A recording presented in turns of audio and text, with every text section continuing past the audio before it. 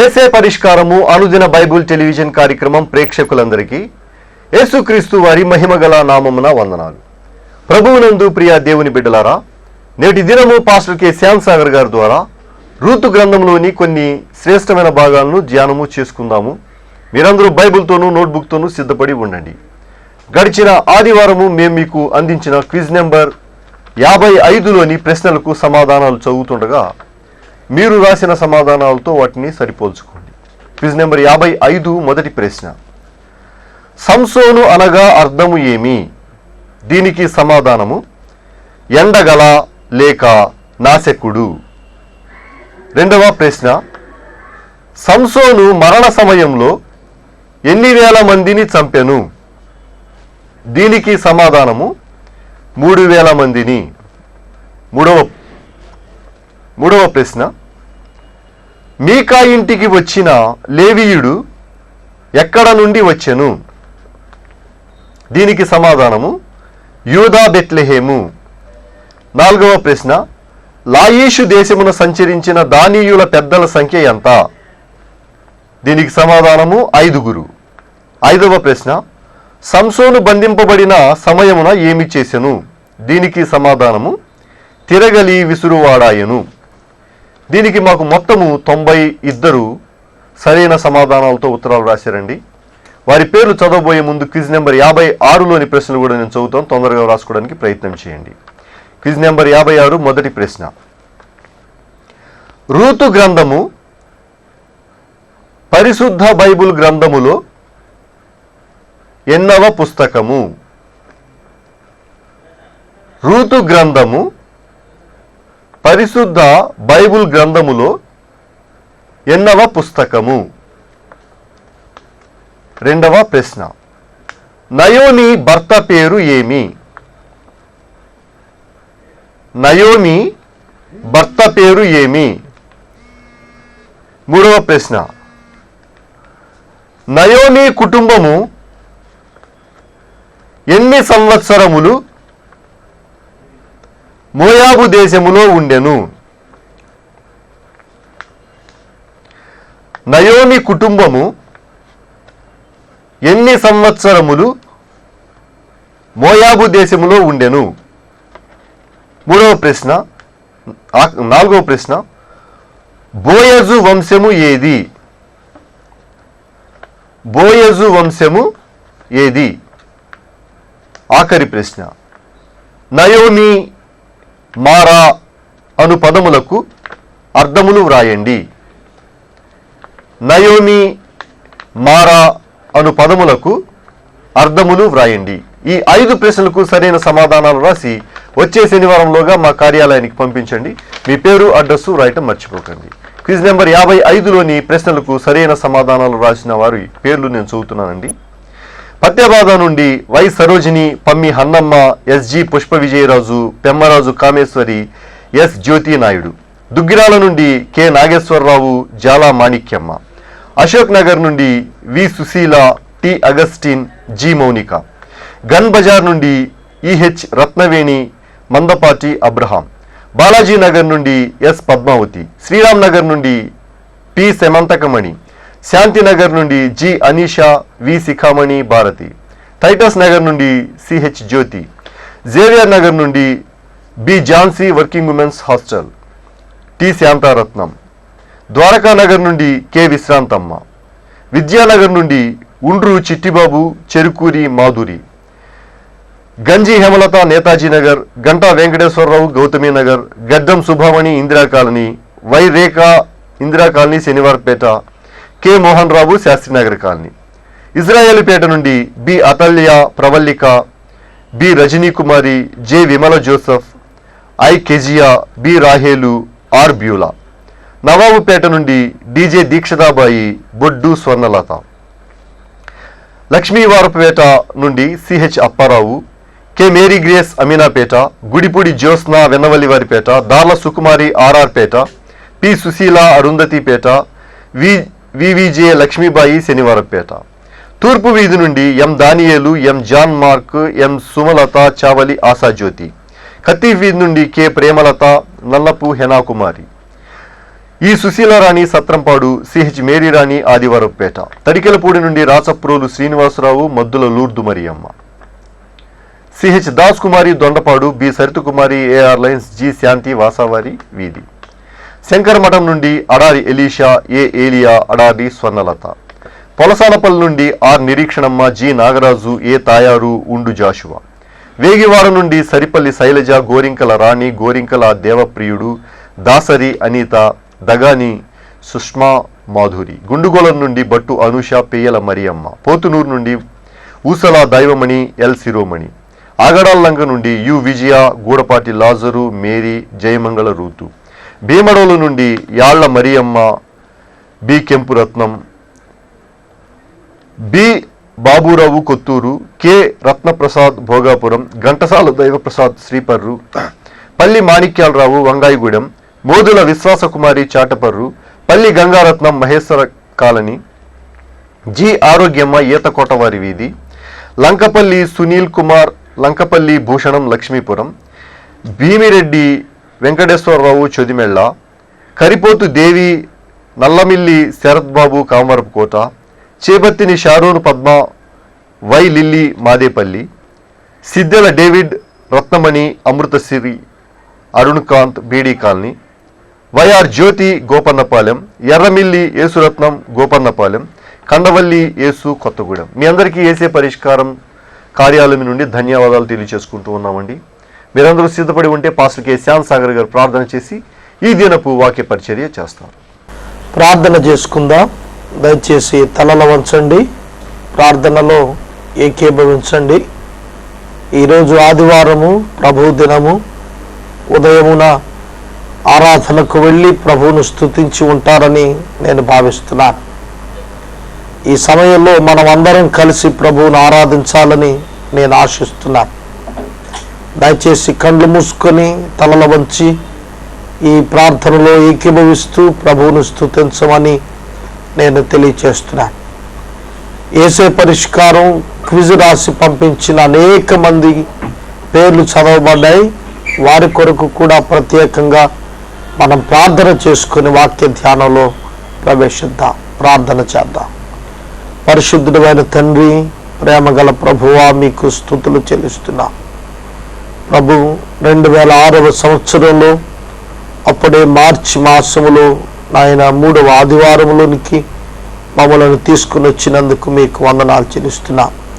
మీ ఘననామాన్ని ప్రభువా, మీ ప్రియబిడ్డలమైన మేము సన్నుతించి స్తుతించి ఆరాధిస్తున్నాం. ప్రభు, మీ ఘనమైన నామమునకు స్తోత్రాలు చెల్లిస్తున్నాం. ఆకాశ మహాకాశములు పట్టజాలని వైభవం కలిగినటువంటి వాడవని మీకు స్తుతులు చెల్లిస్తున్నాం. అల్ఫా ఓమేగవు మీరే అని మీకు స్తోత్రం చెల్లిస్తున్నాం. నాయన, మృతుడవైతివి గాని యుగ యుగములకు సజీవుడని చెప్పుకున్న మీకు కృతజ్ఞతలు అర్పిస్తున్నా. ఏసే పరిష్కారాన్ని నడిపిస్తున్న మీ నమ్మకత్వం కొరకు, వాక్యము వినుటకు ప్రియ బిడ్డలను తీసుకొచ్చిన మీ కృప కొరకు మీకు వందనాలు చెల్లిస్తున్నా. మీ నామాన్ని ఘనపరిచి స్తోత్రిస్తున్నా. ఈ సమయంలో ప్రభువా, ప్రత్యేకంగా క్విజ్ రాసి పంపించిన మీ ప్రియ బిడ్డలు అనేక మందిని మేము జ్ఞాపకం చేసుకుంటున్నాం. అలాగే ఈరోజు పేర్లు చదవబడిన కొందరు రేపటి దినం నాయన మిగిలిన వారి పేర్లు కూడా మీ సన్నిధిలో ఉంచుటకు సహాయం చేయమని మేము ప్రార్థన చేస్తున్నాం. ఘనత, మహిమ, ప్రభావాలు మీరు పొందమని, అనేకులను వాక్యము చేత మీరు దృష్టించి దర్శించి ప్రభువా, మీ రాజ్యమునకు వారసులుగా చేయమని, ఏసే పరిష్కారం కార్యక్రమం రాష్ట్ర వ్యాప్తంగా ప్రసారం ఒకటి కావలసిన కృపావనులను మీరు ప్రసాదించమని మా ప్రభువైన యేసయ్య దివ్య నామములో ప్రార్థించి స్తుతించి అడిగి వేడుకొనుచున్నాము తండ్రి. ఆమేన్. ప్రభువునందు ప్రియమైన దేవుని బిడ్డలారా, క్విజ్ రాసి పంపించిన ప్రతి ఒక్కరికి నేను శుభవందనాలు తెలియచేస్తున్నాను. క్విజ్ రాసి పంపుతున్న వారి సంఖ్య దినదినానికి పెరిగిపోతాను. గత వారం 160 మంది పైగా క్విజ్ రాసి పంపించారు. యెహోషువ గ్రంథం, ఆ గ్రంథం రాసి పూర్తయ్యే నాటికి క్విజ్ రాసిన వాళ్ళందరి గృహాలకు మేము పంపిస్తూ ఉన్నాం. అలాగే న్యాయాధిపతుల గ్రంథము, రూతు గ్రంథం 2 కలిపి ఈ క్విజ్ రాస్తున్న వారందరికీ ఈ 10 రోజులలో అందే ఏర్పాట్లు మేము చేస్తున్నాం. ఈ క్విజ్ రాసిన ప్రతి ఒక్కరికి కూడా ఈ మెటీరియల్ ఉచితంగానే పంపించబడుతుంది. కనుక బైబిల్ చదివి క్విజ్ రాయండి. క్విజ్ రాయటం ద్వారా మీరు బాగా క్షుణ్ణంగా వాక్యాన్ని చదవగలుగుతారు. నా ఆశ అదే, అనేకులను బైబిల్ గ్రంథం చదివి మేలు పొందేటట్లు చేయాలని మా ఆశ. అలాగే యేసే పరిష్కారం గ్రామ కూడికల కొరకు కూడా మీరు ప్రార్థించండి. ప్రతి దినము గ్రామ కూడికలు జరుగుతున్నాయి. ఈ రాత్రి జగన్నాథపురంలో చివరి కూడిక విజయవంతంగా జరిగింది. రేపటి దినం నుండి గుడివాకలంకలో 20, 21, 22 తారీఖుల్లో గుడివాకలంకలో, అలాగే 20, 21 తారీఖుల్లోనే కొక్కిరాయలంకలో కూడా గ్రామ కూడికలు ఉన్నాయి. ఇలా ప్రతిరోజు సువార్త ప్రకటన చేస్తున్నా. కనుక ఈ పరిచర్య కొరకు ప్రార్థించమని నేను మనవి చేస్తున్నాను. యేసే పరిష్కారం కార్యక్రమంలో ప్రార్థనా శిబిరం విజయవంతంగా జరుగుతోంది. ఉదయం 9 గంటల నుంచి 4 గంటల వరకు మా సిబ్బంది కాక 6, ఇంచుమించు 18 మంది బిడ్డలు ఇందులో పాల్గొని సమస్యల గురించి ప్రార్థనలు చేస్తున్నారు. ఈ ప్రార్థనా శిబిరం సర్వీసెస్ మీరు వినియోగించుకోండి. అనేక కార్యాలు ప్రభు చేస్తున్నారు. దేవుని యొక్క వాక్యానికి సమయం తగ్గిపోతుంది కాబట్టి కొంతమంది క్విజ్ రాసిన వారి పేర్లు కూడా తగ్గించి చదవమని మనం చేశారు. అందుకనే వాటిని 2 రోజులకి అడ్జస్ట్ చేయటం కోసం, ప్రోత్సహించడం కోసమే సమయాన్ని దానికి మేము కేటాయిస్తున్నాం. ఇప్పుడు దేవుని యొక్క వాక్యంలోనికి వెళదాం. మీరు వాక్యం వింటాకు వచ్చేటప్పుడు ప్రత్యేకంగా ఒక నోట్బుక్, ఒక పెన్ను తెచ్చుకోండి. చాలా విషయాలు మీకు చెప్పబడుతున్నప్పుడు, మీ హృదయానికి హత్తుకునే మాటలు వచ్చినప్పుడు, కొన్ని అర్థాలు మేము చెబుతున్నప్పుడు మీరు రాసుకోండి. అలాగే న్యాయాధిపతుల గ్రంథం నేను ఈ యొక్క వచన ఆధారాలు ఇవ్వలేకపోయాను, సమయం లేక. వాటన్నిటినీ మేము కంప్యూటర్లో మెటీరియల్ సిద్ధం చేశాం. మీరు కావాలంటే మా ఆఫీస్కి వచ్చి అది ఉచితంగా పట్టుకెళ్ళచ్చు. న్యాయాధిపతుల గ్రంథం ఒక్కొక్క వచనంపై బైబిల్లో ఎక్కడెక్కడ ఆధారాలు ఉన్నాయనేది మెటీరియల్ సిద్ధంగా ఉంది. కనుక మీరు ఫోటోస్టాట్స్ కాపీస్ రెడీగా ఉన్నాయి. మీరు ఉచితంగా ఆ యొక్క న్యాయాధిపతుల గ్రంథం యొక్క సపోర్టింగ్ స్క్రిప్చర్ మా కార్యాలయం నుంచి పొందవచ్చు. దయచేసి ఒక్కసారి యేసే పరిష్కార ఆఫీసును విజిట్ చేయమని నేను మనవి చేస్తున్నాను. సీనాయి ఉపదేశిని బైబిల్ కరస్పాండెన్స్ కోర్సు ఒక 100 మందికి ప్రారంభించాం. మొదటి బ్యాచ్గా వారు ఇప్పటికి ద్వితీయోపదేశ కాండం వరకు లెసన్స్ పూర్తి చేసుకున్నారు. యెహోషువ గ్రంథం, న్యాయాధిపతుల గ్రంథం వారికి వచ్చే మాసంలో పంపించబడతాయి. 2వ బ్యాచ్ కూడా 110 మంది సిద్ధంగా ఉన్నారు. ఈ 100 మంది మొదటి బ్యాచ్ కాక 2వ బ్యాచ్ కొరకు బైబిల్ ఫ్రీ కరస్పాండెన్స్ కోర్స్ కోసం ఇంకో 110 మంది సిద్ధపడ్డారు. వారి కొరకు ఏప్రిల్ మాసంలో 16వ తారీఖున ఈ 2వ బ్యాచ్ సీనాయి ఉపదేశిని ఉచిత బైబిల్ కరస్పాండెన్స్ కోర్స్ మేము ప్రారంభిస్తున్నాం. ఆ 2వ కోర్సు తర్వాత మరలా అప్లికేషన్స్ మేము ఇస్తాం. 3వ కోర్సు, 3వ బ్యాచ్ మేము ప్రారంభిస్తాం తప్పకుండా. కనుక 1000 మంది మా టార్గెట్. 1000 మందికి ఉచితంగా Bible correspondence course, material, white papers కూడా ఉచితంగా ఇవ్వాలనేది మేము ఆశ పెట్టుకున్నాం. కాబట్టి మీరు ఈ కోర్సులో జాయిన్ అవ్వచ్చు. మీ పేరు ఎన్రోల్ చేసుకోమని నేను మనవి చేస్తున్నాను. మీ గృహానికి తీసుకొచ్చిస్తారు, వాళ్ళ మీ గృహానికి వారే వచ్చి తీసుకుని వెళ్తారు. 1 పైసా మీరు దానిపై ఖర్చు పెట్టాల్సిన పని లేదు. కానీ సేనా ఉపదేశం కొరకు మీ పేరు ఇవ్వాలనుకునేవారు 3వ బ్యాచ్ కోసం ఇవ్వటానికి మీరు ముందుకు రావచ్చు. దేవుని యొక్క వాక్యములోకి వెళదాం. రూతు గ్రంథము 1వ అధ్యాయము 6వ వచనము మనం చదువుకోవాలి. గత రాత్రి మొదటి 5 వచనాలు ధ్యానం చేశాం.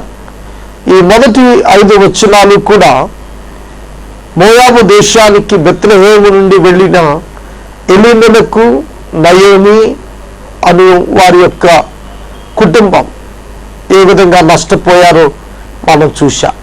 ఈరోజు 6వ వచనం నుండి ధ్యానం చేద్దాం. వారికి ఆహారము ఇచ్చుటకు యెహోవా తన జనులను దర్శించెనని నయోమి మోయాబు దేశములో వినును గనుక మోయాబు దేశమును విడిచి వెళ్ళుటకై ఆమెయు ఆమె కోడండ్రును ప్రయాణమైరి. అప్పుడు ఆమె ఉన్న స్థలము నుండి ఆమెతో కూడా ఉన్న ఆమె 2 కోడండ్రులు బయలుదేరి యూదా దేశమునకు తిరిగి పోవలనని మార్గమున వెళ్ళుచూ ఉండగా కంటిన్యూయేషన్ ఇక్కడ ఉంది, కొనసాగిస్తున్నాడు ఈ వచనం. ఈ 2 వచనాలు ధ్యానం చేసి ముందుకెళదాం. తిరిగి దేవుడు తన ప్రజలను దర్శించాడు అని నయోమి వినినప్పుడు ఈ మాట మీరు అండర్లైన్ చేసుకోవాలి. తిరిగి దేవుడు తన ప్రజలను దర్శించాడు. ప్రియ దేవుని బిడ్డలారా, దేవుడు తన ప్రజలను శాశ్వతంగా విడనాడేవాడు కాడు. తన ప్రజలను ఎన్నడూ విడిచిపెట్టేవాడు కాడు. తన ప్రజలను ఆయన తిరిగి జ్ఞాపకం చేసుకునేటువంటి వాడు.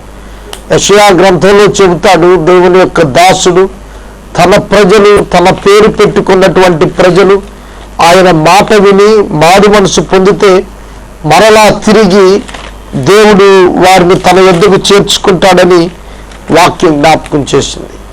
తన పేరు పెట్టుకున్న ప్రజలు పశ్చాత్తాపడి ఆయన వైపు తిరిగినప్పుడు మరలా తిరిగి దేవుడు వారిని జ్ఞాపకం చేసుకుంటాడని చెప్పాడు. అదేవిధంగా న్యాయాధిపతుల కాలంలో ఇజ్రాయేలు జనాంగం తొలగిపోయి విగ్రహారాధన చేసినప్పుడు దేవుడు వారిని శత్రువుల చేతికి అప్పగించాడు, కరువు కాటకాలకు వారిని అప్పగించాడు. కానీ ప్రజలు పశ్చాత్తాపడి మరలా తిరిగి ప్రభువును క్షమాపణ కోరుకున్నప్పుడు ప్రభు వారిని తిరిగి జ్ఞాపకం చేసుకున్నాడు. మరలా తిరిగి ధాన్యం ఇచ్చాడు, ఆహారమును ఇచ్చాడు. God is faithful. దేవుడు నమ్మదగినటువంటి వాడు. ఇశ్రాయేలీయులు నిరీక్షించుటలో విఫలమయ్యారు తప్ప దేవునిలో లోపం లేదు. కనుక ఈ విషయం మోయాబులో వినపడింది.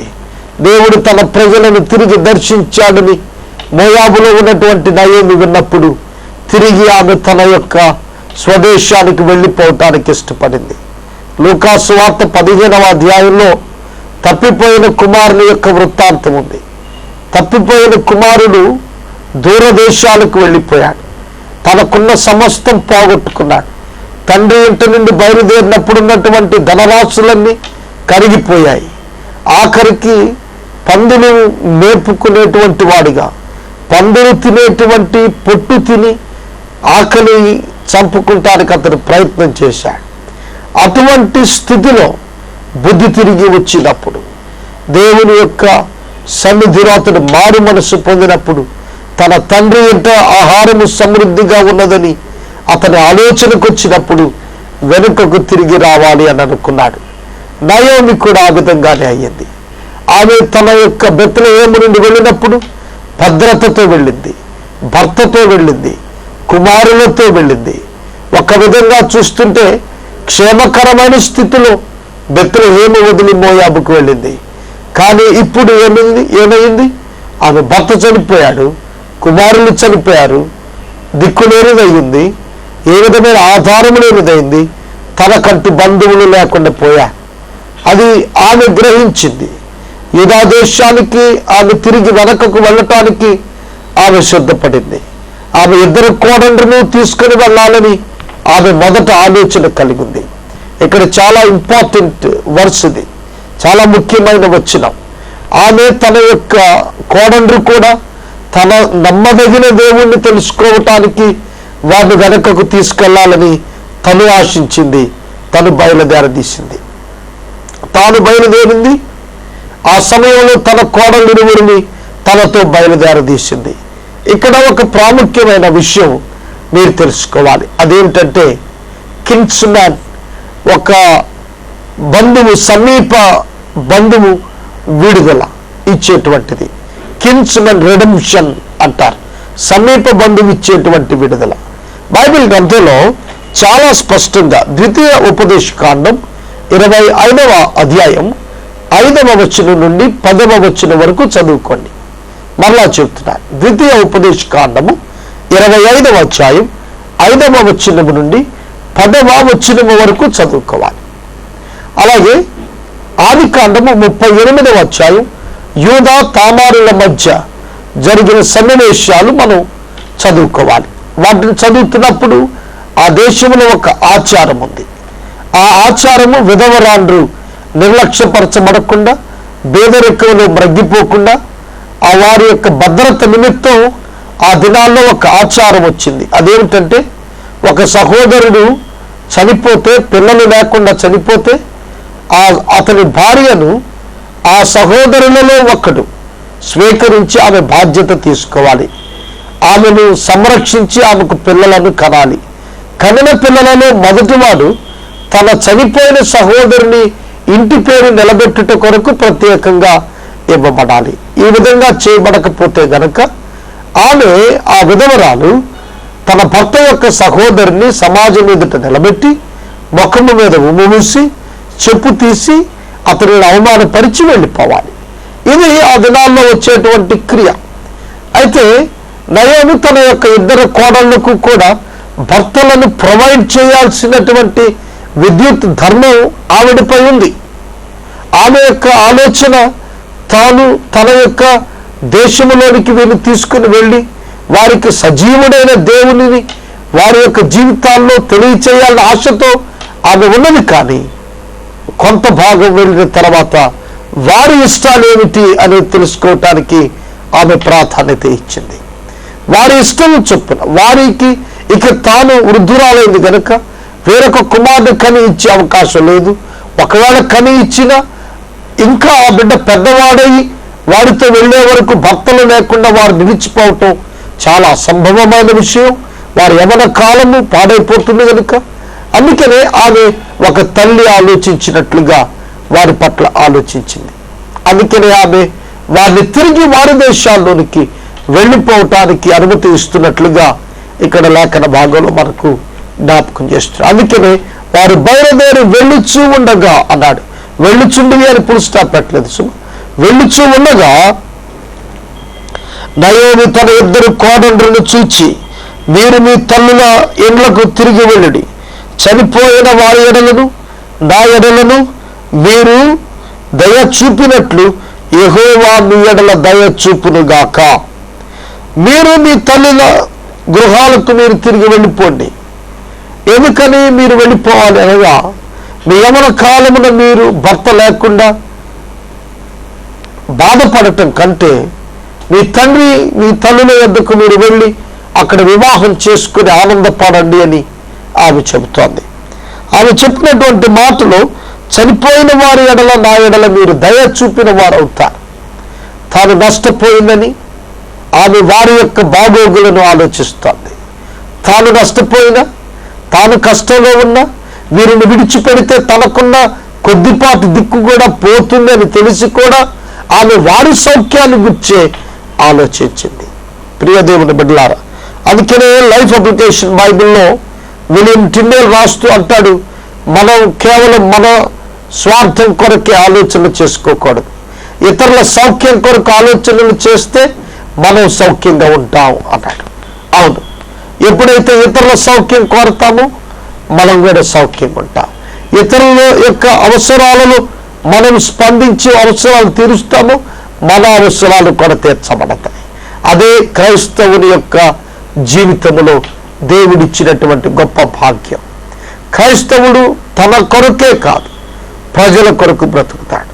క్రైస్తవుడు తనను ఉపేక్షించుకుంటాడు, ప్రజల క్షేమాన్ని కోరుతాడు. తనవనే తన పొరుగువారిని ప్రేమిస్తాడు. ప్రజలు తనకేం చేయాలని ఆశిస్తాడో అది ప్రజల కొరకు తాను చేస్తాడు. వాడు నిజమైన క్రైస్తవుడు. నయోమి తన యొక్క కష్టకాలంలో, తన ఒంటరి అయినప్పుడు, ఆమె బేదరాలైపోయినప్పుడు, ఆమె యొక్క వృద్ధాప్యం వచ్చినప్పుడు ఆమె తన కోడళ్ళ యొక్క శ్రేయస్సును కోరి వెనుతిరిగి వెళ్ళమని తెలియచేస్తున్నట్లుగా మనం చూస్తాం. ఒక కోడలు వెనకకు తిరిగి వెళ్ళటానికి ఇష్టపడింది. వచనాలు చదువుదాం. మీలో ఒక్కొక్కతే పెళ్లి చేసుకుని తన ఇంట నెమ్మది ఉండినట్లు యెహోవా దయచేయును గాక అని వారికి చెప్పి వారిని ముద్దు పెట్టుకొనెను. వారు విడిపోయే సన్నివేశం వచ్చింది. వారు విడిపోయే సన్నివేశం వచ్చినప్పుడు చాలా ప్రేమపూర్వకంగా వారు విడిపోతున్నారు. చాలామంది ఈ రోజుల్లో విడిపోతున్న వారు చూడండి, దెబ్బలాడుకొని విడిపోతారు. దెబ్బలాడుకొని విడిపోవటం సమాధానం లేకుండా పోతుంది. కానీ ప్రేమతో విడిపోవటం అనేది ఒక సమాధానకరమైన స్థితిని జ్ఞాపకం చేస్తుంది. క్రైస్తవుడు తన బంధువుల నుండి వేరవ్వాల్సి వస్తే, క్రైస్తవుడు ఒక మిషన్ కొరకు తాను వేరవ్వాల్సి వస్తే తాను ప్రేమతో వేరవటం నేర్చుకోవాలి. గత దినం నేను న్యూస్ పేపర్ చదువుతున్నాను. న్యూస్ పేపర్లో ఈ కామన్వెల్త్ క్రీడలలో తొలి బంగారు పథకాన్ని పొందినటువంటి కుంజరాణి అనేటువంటి జాతీయ అవార్డు పొందిన ఆమె, ఆ గోల్డ్ మెడల్ పొందినటువంటి ఆమె ఇచ్చిన స్టేట్మెంట్ చూస్తే భారతదేశం యొక్క త్రివర్ణ పతాకం రెపరెపలాడుతూ ఉండటం చూడటం కోసమే ఆమె 4 సంవత్సరాలు తన కుటుంబానికి దూరమై శ్రమించి ఆమె ఆ కళను ఆ దర్శనాన్ని నిజం చేసుకుందని చెప్పింది. కనుక మనం చూస్తున్నప్పుడు ఈ సెపరేషన్ అనేది, వారు విడిపోవటం అనేది ప్రేమపూర్వకంగా విడిపోవటం కొరకు ఆమె ప్రపోజ్ చేసినట్లుగా మనం చూస్తూ ఉన్నాం. ఒక శ్రేష్టమైన ఈవులు వారు పొందుకోవటానికి ఆమె తన దేశానికి ఒంటరిగా వెళ్ళటానికి సిద్ధపడింది తప్ప ఆమె యొక్క కోడండ్రు జీవితంలో నశించిన వారు ఉండటానికి, సరైన స్థితి లేని వారుగా ఉండటానికి ఆమె ఇష్టపడలేదు. ఎంత ఉత్తమమైన అత్తగా ఆమె ఒక తల్లిగా వ్యవహరించినట్లుగా మనం చూడగలుగుతూ ఉన్నాం. వారు ఒకరిని ఒకరు ముద్దు పెట్టుకునిగా ఓర్ఫా ఎలుగెత్తి ఏడ్చెను. ప్రియమైన దేవుని బిడ్డలారా, ఓర్ఫా తన హక్కును వినియోగించుకుంది. నయోమి యొక్క బాధ్యత అయితే ఓర్ఫాకు భర్తను ప్రొవైడ్ చేయాలి. ఆమె ప్రొవైడ్ చేయలేకపోతే ఓర్ఫా తన ఇంటికి తిరిగి వెళ్ళవచ్చు. అది ఆమె యొక్క రైట్, ఆమె హక్కు. కనుక ఓర్ఫా తన యొక్క అత్తను ముద్దు పెట్టుకొని ఎలుగెత్తి ఏడ్చి ఆమె తన హక్కును వినియోగపరుచుకుంది. కానీ రూత్ అయితే తన హక్కును వినియోగపరుచుకొనక తన సౌఖ్యం కొరకు ఆలోచించిన వృద్ధురాలి సౌఖ్యాన్ని ఆలోచించింది. తమ దేశానికి వచ్చి నష్టపోయినటువంటి నయోమిని జ్ఞాపకం చేసుకుని ఆమె దేశానికి, ఆమె ప్రజల వద్దకు తాను తిరిగి వెళ్ళటానికి తీర్మానం తీసుకుంది. ప్రియమైన దేవుని బిడ్డలారా, ఒక క్రైస్తవుడు నష్టం కలిగినంత మాత్రాన మాట తప్పేవాడుగా, నిబంధన మీరేవాడుగా ఎన్నడూ ఉండడు. తన హక్కును వినియోగించుకొని వెళ్ళిపోయేవాడుగా ఉండడు. ఇతరుల నష్టాన్ని గుర్చి ఏమాత్రం విచారం లేనివాడుగా ఉండడు. ఇతరుల నష్టంలో భాగం పంచుకునేవాడు రియల్ క్రిస్టియన్, ట్రూ క్రిస్టియన్, నిజమైన క్రైస్తవుడు, నిజమైన దైవభక్తుడు అని దేవుని యొక్క వాక్యం చొప్పున నేను మనవి చేస్తూ ఉన్నాను. అంతటి వారు ఎలుగెత్తి ఏడ్చి నీ ప్రజల యొద్దకు నీతో కూడా వచ్చేదమని ఆమెతో చెప్పగా నయోమి, నా కుమార్తెలారా, మీరు మరలుడి, నాతో కూడా మీరు రానేలా, మిమ్మల్ని పెళ్లి చేసుకున్నట్టుగా ఇంకా కుమారులు నా గర్భమున ఉన్నారా? నా కుమార్తెలారా, తిరిగి వెళ్ళుడి. నేను పురుషులతో ఉండలేని ముసలిదాను, నాకు నమ్మక కలిగి ఉన్నది. ఈ రాత్రి పురుషులతో ఉండి కుమారులను కనివెను. వారు పెద్దవారగా వరకు వారి కొరకు మీరు కనిపెట్టుకుందురా? మీరు వారి కొరకు కనిపెట్టుకుని పురుషులు లేక ఒంటరికత్తలే ఉందిరా? నా కుమార్తెలారా, అది కూడదు. యెహోవా నాకు విరోధి ఆయను. అది మిమ్మల్ని నొప్పించినంత కంటే మరి నన్ను ఎక్కువగా నొప్పించినదని వారితో చెప్పాను. దేవుని యొక్క వాక్యంలో ఇక్కడ మనం చూస్తున్నప్పుడు ఈ వచనాలు చాలా చాలా లోతైన భావాలు కలిగినటువంటి వచనాలు, లోతైన భావాలు కలిగిన వచనాలు. ప్రియమైన దేవుని బిడ్డలారా, ఈ లోతైన వచనాలు మనం ఆలోచించడానికి సమయం లేదు. రేపటి దినం కూడా దీనిలోని కొన్ని భాగం తీసుకొని నేను చెబుతాను. నయోమి కోడండ్రులను పిలుస్తున్న పిలుపు, నా కుమార్తెలారా, నా కుమార్తెలారా అనేటువంటి పదం పదే పదే ఇక్కడ కనిపిస్తుంది. బోయజ్ రూతును నా కుమారి అని పిలుస్తాడు. కనుక రిలేషన్షిప్స్ మెయింటైన్ చేయటంలో ఆ దినాలు ఎంత పర్ఫెక్ట్గా ఉన్నారో ఆలోచించుకుని మనం కూడా అటువంటి వారు ఉండటానికి సిద్ధపడదాం. రేపటి దినం మరలా ఈ వచనాన్ని చదివి నేను వాక్యాన్ని కంటిన్యూ చేస్తాను. మనము ఇక్కడ 10వ వచనం దగ్గర వాక్యాన్ని నిలుపుదల చేశాం. రేపటి దినం మరలా 11 నుండి మనం ధ్యానం చేద్దాం. యేసయ్య ప్రేమలో అనేటువంటి క్రైస్తవ భక్తి గీతాల క్యాసెట్ ఏలూరు బిషప్ హౌస్లో అనుకూలతలో ఉన్నదని రెవరెండ్ ఫాదర్ బాలా గారు తెలియజేశారు. ఆ క్యాసెట్ కావలసిన వారు బిషప్ హౌస్ను సంప్రదించాలని తెలియజేస్తున్నారు. మనము ఇంతవరకు పాస్టర్ కె శ్యామ్ సాగర్ గారి ద్వారా రూతు గ్రంథములోని కొన్ని శ్రేష్టమైన భాగాలను ధ్యానము చేసుకున్నాము.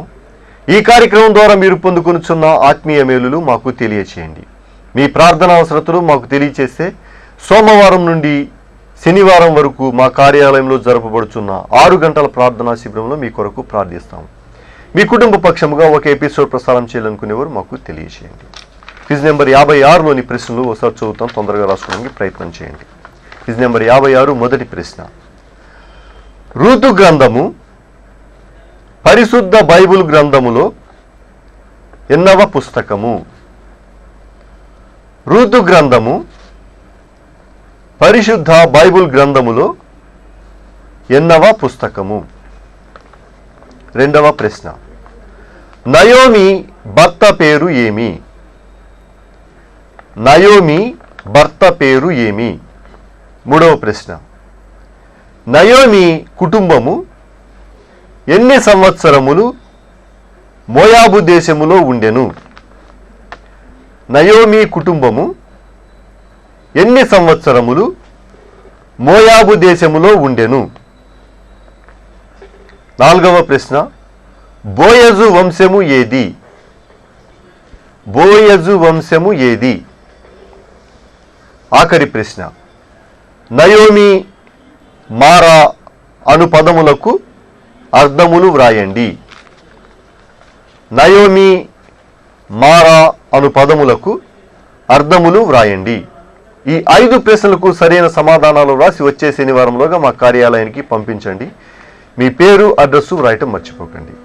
ఏసే పరిష్కారము సువార్త కూడికలు ఈ నెల 20, 21, 22 సోమ, మంగళ, బుధవారాల్లో గుడివాకలంక హరిజనవాడనందు, అలాగే అవే తేదీలు 20, 21 సోమ, మంగళవారాల్లో కొక్కిరాయలంక హరిజనవాడనందు, 23, 24, 25 గురు, శుక్ర, శని వారాల్లో కొవ్వాడలంక హరిజనవాడనందు నిర్వహిస్తూ ఉన్నాము.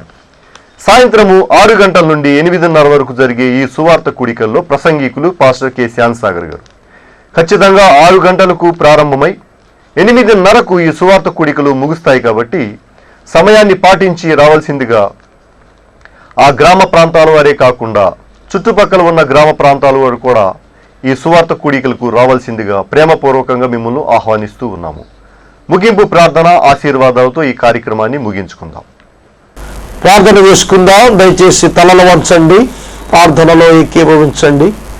పరిశుద్ధుడా, మీ గణనామానికి స్తోత్రం. వాక్యం విన్న మీ ప్రియబిడ్డలను దీవించండి ప్రభు. రూతు గ్రంథ ధ్యానాలు మాకు ఆశీర్వాదకరంగా మార్చండి. దీనిలో ఉన్న ప్రతి పదము దివ్యమైన వర్తమానము చేత నిండి ఉంది. వాటిని మీ ప్రేక్షకులు గ్రహించినట్లు మాకు ఆర్థిక ప్రభు స్పాన్సర్స్ దయచేయమని మేము ప్రార్థన చేస్తున్నాం. వాక్యం వింటున్న ప్రజల ముందుకు వచ్చి ఈ మాసంలో ఆయన సహకరించడానికి సహాయం చేయండి. ఘనత, మహిమ, ప్రభావములను మీరే పొందండి. యేసు ప్రభు పేరిట అడుగుచున్నాము తండ్రి, ఆమేన్. మన తండ్రి అయిన దేవుని ప్రేమ, కుమారుడైన యేసయ్య కృప, పరిశుద్ధాత్మ దేవుని యొక్క అన్యోన్య సహవాసం సదాకాలం మనందరికీ తోడై ఉండును గాక. ఆమేన్.